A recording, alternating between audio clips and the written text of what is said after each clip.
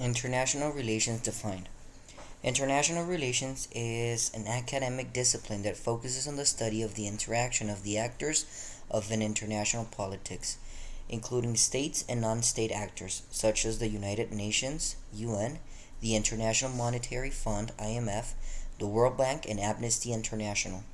One of the key features of the international system is that it's a state of anarchy. Each state in the system is sovereign and does not have to answer to a higher authority. Imagine living in a confined space with a group of other people with limited resources. Further, imagine that there is no law enforcement and that the only law is agreements between individuals and self help is the only means of enforcement. In short, every person can do whatever he or she wants, only subject to what the others in the space will do as a result. This situation gives you an idea of the world in which states live. International relations involves the study of such things as foreign policy, international conflict and negotiation, war, nuclear proliferation, terrorism, international trade and economics, and international development, among other subjects.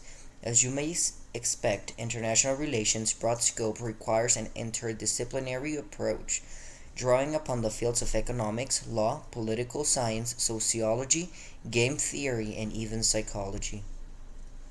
Schools of thought. Like most areas of scholarship, there are different schools of thought in the field of international relations. Let's take a quick look at the major ones. Liberalism. It's a school of thought and argues that the states exist in an environment of anarchy, as discussed above, and primarily act in their own self interest. Liberalism argues that states act in their own self interest by cooperating, which increases predictability and transparency in the anarchical world stage. For example, institutions such as the United Nations help states come together in a deliberative fashion to try to solve important issues affecting global stability in the interests of the international community.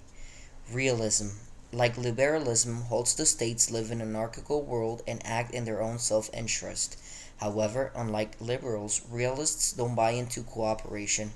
Realists contend that all states are focused on survival through the acquisition of power and preventing other states from obtaining more power than they have. For example, some states have invaded their neighbors or established colonies in the past to acquire resources to increase their power.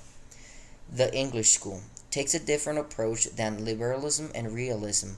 Theorists view the world stage as occupied by a society of states that are bound by a set of rules, norms, and institutions that are mutually agreed upon by their members. In their views, while states cannot completely escape the anarchical environment, certain rules apply to members of the international community. We can see this in international law. Constructivism takes a sociological approach to international relations. Constructivists focus on how national identity is formed in order to understand national interests. For example, states that share common characteristics of traits such as democracy and capitalism tends to view each other in positive terms, while viewing states without these shared characteristics often identify in negative terms. Thus, states with similar identities may tend to socialize positively with each other, while being hostile to states that have radically different identities. Constructivism has provided some important insights into understanding conflicts based upon ethnicity, religion, and terrorism.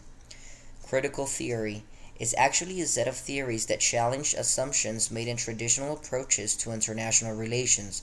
For example, that the quest for power is the motivating factor in states' action. In fact, these theorists often argue that these traditional assumptions may very well be responsible for some of the tragedies that occur in international politics, such as war, third world poverty, and ethnic cleansing. Two critical theories in international relations are neo Marxism and feminism. Neo-Marxism focuses less on the roles of states and more on the role of economic factors in the international system. Feminism argues that masculine ideas of aggression and war color how the nation states and international system are characterized. Lesson summary. Let's review what we've learned. International relations involves the study of the interaction of factors on world stage. Several different schools of thoughts attempt to explain international relations, including liberalism, realism, constructivism, the English school, and critical theory.